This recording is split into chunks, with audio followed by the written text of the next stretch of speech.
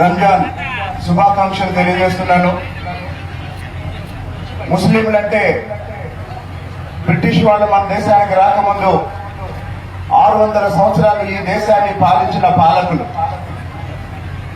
అలాంటి ముస్లింలు ఈరోజు అనేక కారణాల వల్ల చేతి వృత్తుల మీద ఆధారపడి కష్టాన్ని నమ్ముకొని ఈరోజు పేద మధ్య తరగతిలో మిగిలిపోయి అన్ని రకాలుగా వెనుకబడి ఉన్న పరిస్థితుల్లో నేను మీకు 2 విషయాలు చెప్పడానికి వచ్చాను. మీ అందరికీ చేతులెత్తి నమస్కరిస్తున్నా. దయచేసి మీ పిల్లలందరినీ బాగా చదివించండి. అలాగే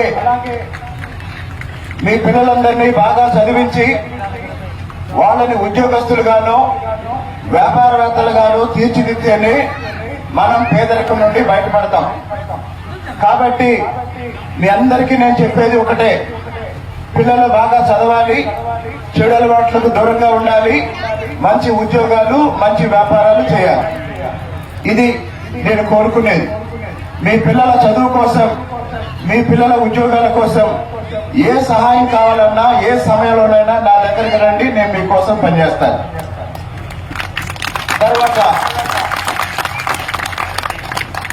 మన కమిటీ వారు 2 విషయాలు అడిగారు.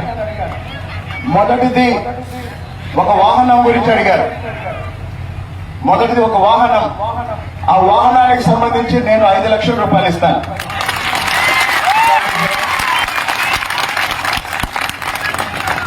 సో రాబోయే వారం రోజుల్లో మౌలిద్దీన్ గారు కమిటీ వాళ్ళు రండి.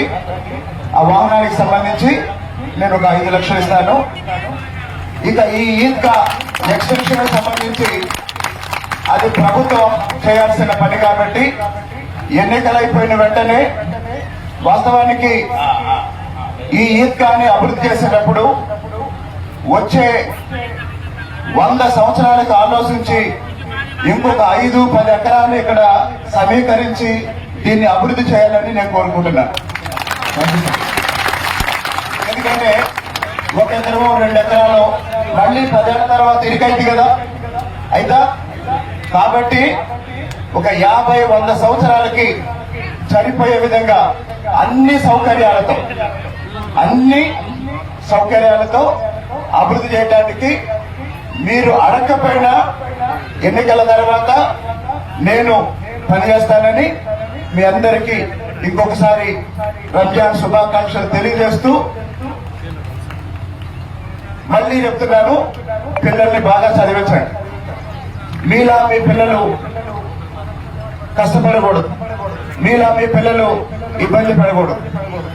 పేదవాళ్ళు ఎవరైనా పేదరికం నుంచి బయటపడడానికి ఉన్న ఒకే ఒక మార్గం చదువు, ఉద్యోగాలు, వ్యాపారాలు. బహుత్ బహుత్ శుక్రియా.